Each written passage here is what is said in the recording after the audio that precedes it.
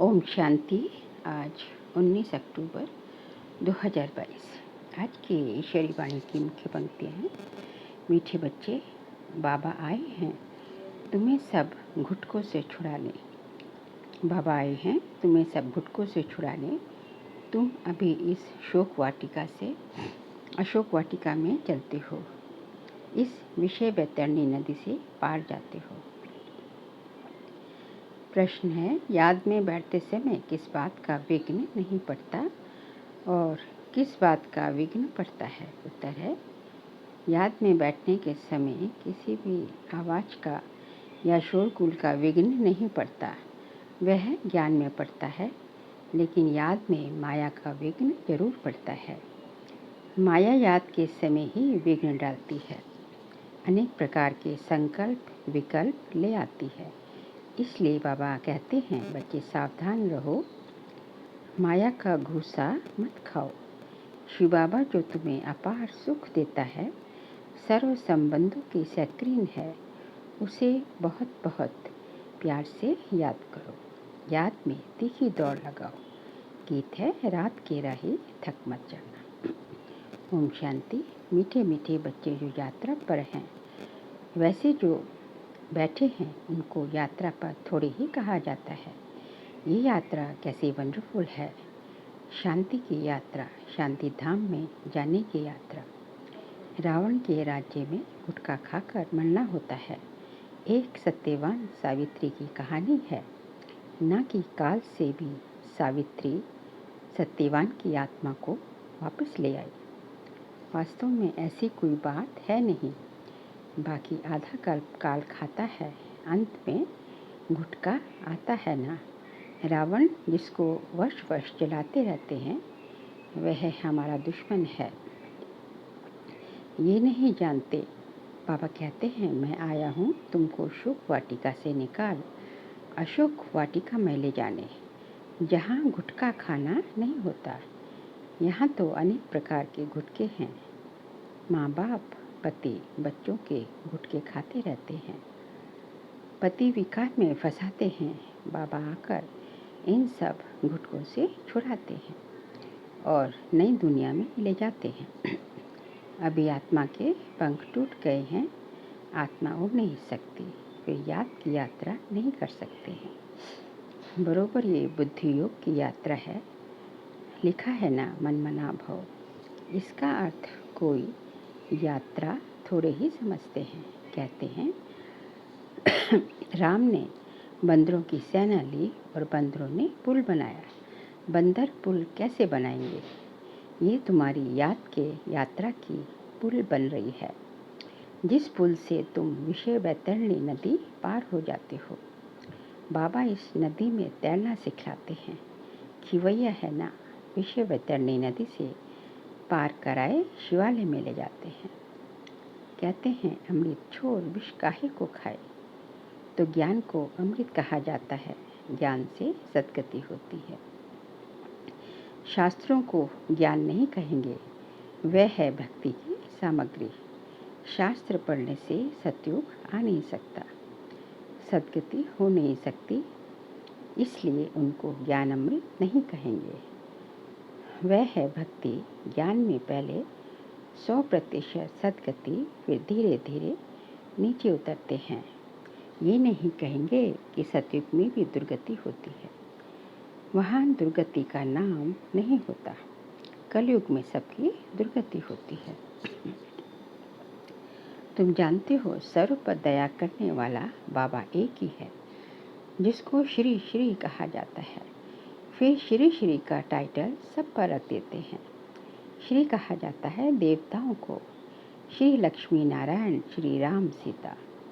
तो ऐसा श्री बनाने वालों को श्री श्री कहा जाता है।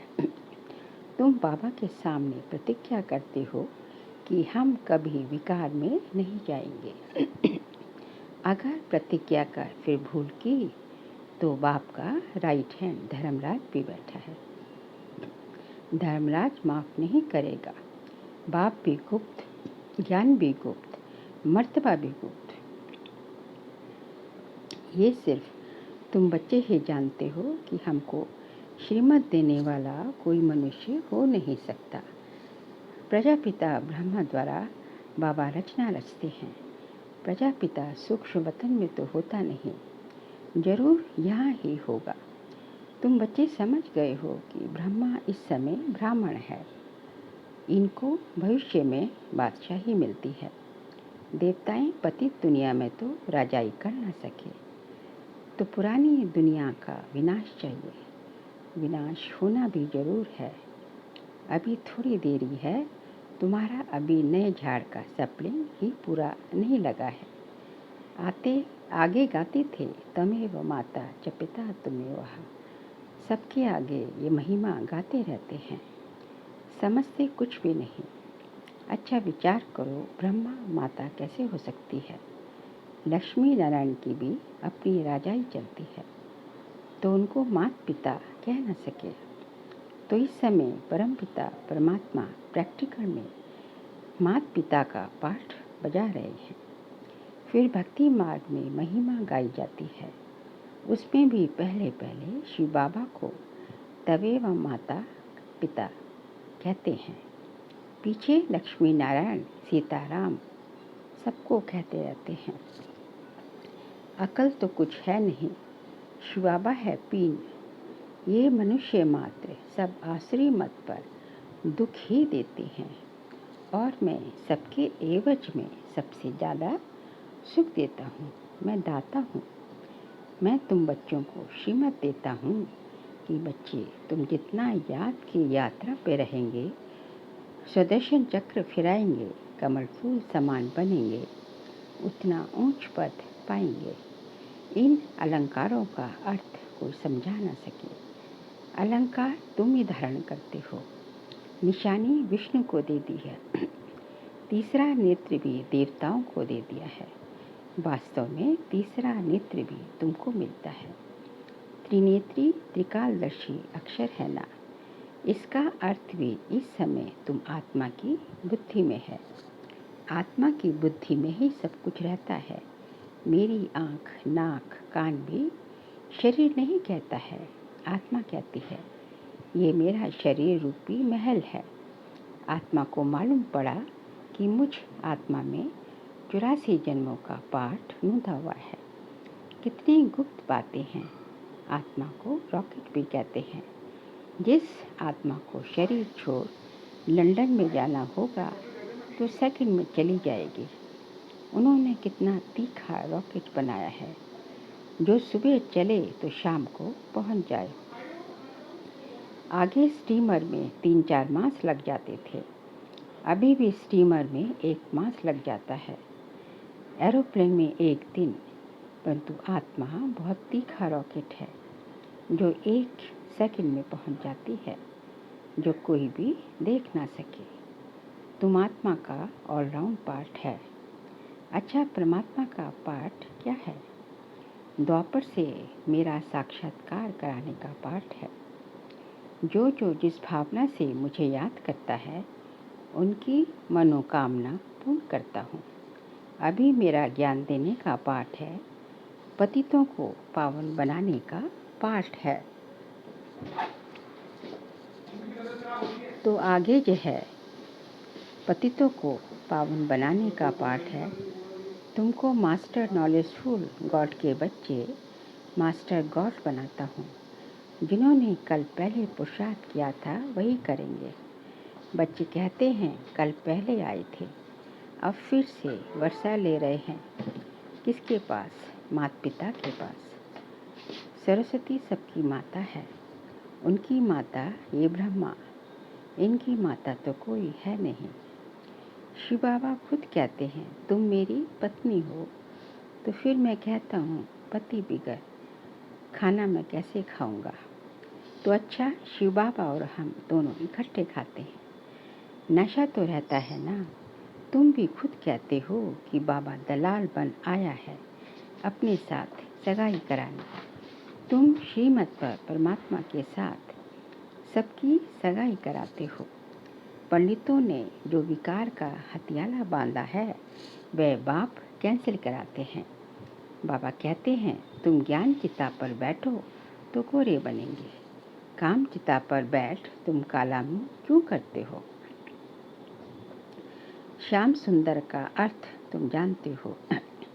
श्री कृष्ण है सुंदर, अभी तो वह भी श्याम है। अब बाबा ने आकर अपना परिचय दिया है। तुम हो पतित पावन गॉडफादर के स्टूडेंट। तो ये पाठशाला है।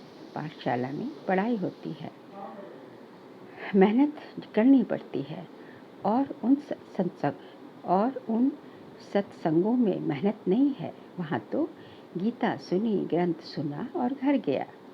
वहाँ कोई थोड़े ही कहता है कि पवित्र बनो, यात्रा करो, आगे चल। ये सब जिस्मानी यात्राएं आदि बंद हो जाएंगी। बर्फ़ पड़ी व एक्सीडेंट हुआ तो वो जाएंगे नहीं, क्योंकि तुम्हारी यात्रा जोर होती जाएगी। हमारी यात्रा है शिवालय तरफ। पहले शिव की पुरी शिवालय में जाएंगे, फिर शिव की स्थापन की हुई पुरी स्वर्ग में जाएंगे। शिवपुरी और विष्णुपुरी दोनों को शिवालय कहेंगे, क्योंकि मुक्ति, जीवन मुक्ति दोनों शिव बाबा ही देते हैं। तो सतयुगी देवी घराना शिव बाबा स्थापन करते हैं। अच्छा, याद में आवाज़ का विघ्न पड़ नहीं सकता। ज्ञान सुनने में शोर का विघ्न पड़ेगा। मनुष्य तो कहते हैं शांति करो, नहीं तो याद में विघ्न पड़ेगा। परंतु योग में आवाज़ विघ्न नहीं डालता, विघ्न डालती है माया। बच्चों के साथ माया की युद्ध है। बच्चों को युद्ध के मैदान में हार नहीं खानी चाहिए। माया तो घूसा लगाती रहती है। माया ने नाक पर घूसा लगाया तो ये गिरा, फिर खड़े हुए, फिर नाक पर लगाया तो ये गिरे। तो बाबा कहते हैं ये माया काम क्रोध के घूसे मारती है, इसमें तुम्हें बहुत सावधान रहना है। घूसे नहीं खाने हैं। अच्छा, मीठे मीठे सिखलते बच्चों प्रति माता पिता बाप दादा का याद प्यार और गुड मॉर्निंग। रूहानी बाप के रूहानी बच्चों को नमस्ते। हम रूहानी बच्चों की रूहानी बाप दादा को नमस्ते नमस्ते नमस्ते। सार के से ज्ञान के सब अलंकारों को धारण कर सुदर्शन चक्रधारी त्रिनेत्री त्रिकालदर्शी अर्थात मास्टर गॉड बनना है। बाप के राइट हैंड धर्मराज को स्मृति में रख कोई भी विकर्म नहीं करने हैं। पावन बनने की प्रतिज्ञा करके विकार में नहीं जाना है। आज का बाबा का वरदान है, दृढ़ प्रतिज्ञा द्वारा अलबेलेपन के लूज स्क्रू को टाइट करने वाले तीव्र पुरुषार्थी भव। दृढ़ प्रतिज्ञा द्वारा अलबेलेपन के लूज स्क्रू को टाइट करने वाले तीव्र पुरुषार्थी भव। प्रतिज्ञा में लूज होने का मूल कारण है अलबेलापन। जैसे कितनी भी बड़ी मशीनरी हो, लेकिन एक छोटा सा स्क्रू लूज हो जाता है तो सारी मशीन को बेकार कर देता है। वैसे प्रतिज्ञा को पूरा करने के लिए प्लान्स बहुत अच्छे बनाते हो, पुरुषार्थ भी करते हो, लेकिन पुरुषार्थ व प्लान को कमज़ोर करने का स्क्रू एक ही है और वह है अलबेलापन। वह नए नए रूप में आता है। इसी लूज स्क्रू को टाइट करो। मुझे बाप समान बनना ही है। इसी दृढ़ संकल्प से तीव्र पुरुषार्थी बन जाएंगे। आज का बाबा का स्लोगन है, बेहद की वैराग्य वृत्ति ही समय की समीपता का फाउंडेशन है। बेहद की वैराग्य वृत्ति ही समय की समीपता का फाउंडेशन है। अब आगे जो है मातेश्वरी जी के अनमोल महावाक्य हैं। अभी तो ये सारी दुनिया जानती है कि परमात्मा एक है। उसी परमात्मा को कोई शक्ति मानते हैं तो कोई कुदरत कहते हैं, मतलब तो कोई ना कोई रूप में जरूर मानते हैं।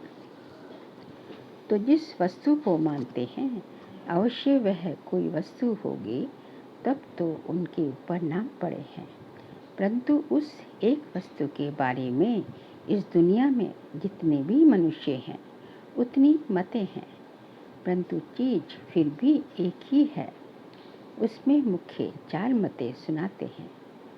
कोई कहता है ईश्वर सर्वत्र है, कोई कहता है ब्रह्म ही सर्वत्र है, कहते हैं सर्वत्र ब्रह्म ही ब्रह्म है। कोई कहता ईश्वर सत्यम माया मिथ्यम, कोई कहता ईश्वर है ही नहीं, कुदरत ही कुदरत है। वो फिर ईश्वर को नहीं मानते। अब ये है इतनी मतें। वो तो समझते हैं जगत प्रकृति है, बाकी कुछ है नहीं। अब देखो, जगत को मानते हैं, परंतु जिस परमात्मा ने जगत रचा उस जगत के मालिक को नहीं मानते। दुनिया में जितने अनेक मनुष्य हैं उन्हों की इतनी मतें, आखिर भी इन सभी मतों का फैसला स्वयं परमात्मा आकर करता है। इस सारे जगत का निर्णय परमात्मा आकर करता है, अथवा जो सर्वोत्तम शक्तिवान होगा वही अपना रचना का निर्णय विस्तार पूर्वक समझाएगा। वही हमें रचना का भी परिचय देते हैं और फिर अपनी रचना का भी परिचय देते हैं। कई मनुष्य ऐसे प्रश्न पूछते हैं, हमको क्या साबिती है, हमको क्या सबूत है कि हम आत्मा हैं। अब इस पर समझाया जाता है, जब हम कहते हैं अहम आत्मा उस परमात्मा की संतान है, अब ये है अपने आप से पूछने की बात। हम जो सारा दिन में मैं कहता रहता हूँ वो कौन सी पावर है, और फिर जिसको हम याद करते हैं वो हमारा कौन है। जब कोई को याद किया जाता है तो जरूर हम आत्माओं को उन्हों द्वारा कुछ चाहिए। हर समय उनकी याद रहने से ही हमको उस द्वारा प्राप्ति होगी। देखो, मनुष्य जो कुछ करता है जरूर मन में कोई ना कोई शुभ इच्छा अवश्य रहती है। कोई को सुख की तो कोई को शांति की इच्छा। तो जरूर जब सुख की कोई को शांति की इच्छा है, तो जरूर जब इच्छा उत्पन्न होती है तो अवश्य कोई लेने वाला है, और जिस द्वारा वो इच्छा पूर्ण होती है वो अवश्य कोई देने वाला जरूर है। तभी तो उनको याद किया जाता है। अब इस राज को पूर्ण रीति से समझना है। वह कौन है? ये बोलने वाली शक्ति मैं स्वयं आत्मा हूँ, जिसका आकार ज्योति बिंदु मिसल है। जब मनुष्य स्थूल शरीर छोड़ता है तो वह निकल जाती है, भल इन आँखों से नहीं दिखाई पड़ती। अब इससे सिद्ध है कि उसका स्थूल आकार नहीं है, परंतु मनुष्य महसूस अवश्य करते हैं कि आत्मा निकल गई। तो हम उसको आत्मा ही कहेंगे। जो आत्मा ज्योति स्वरूप है, तो अवश्य उस आत्मा को पैदा करने वाला परमात्मा भी उसके ही रूप माफिक होगा। जो जैसा होगा उसकी पैदाइश भी वैसी होगी। फिर हम आत्माएं उस परमात्मा को क्यों कहते हैं कि वो हम सर्व आत्माओं से परम है? क्योंकि उनके ऊपर कोई भी माया का लेप छेप नहीं है। बाकी हम आत्माओं के ऊपर माया का लेप छेप अवश्य लगता है, क्योंकि हम जन्म मरण के चक्र में आते हैं। अब ये है आत्मा और परमात्मा में फर्क। अच्छा, ओम शांति।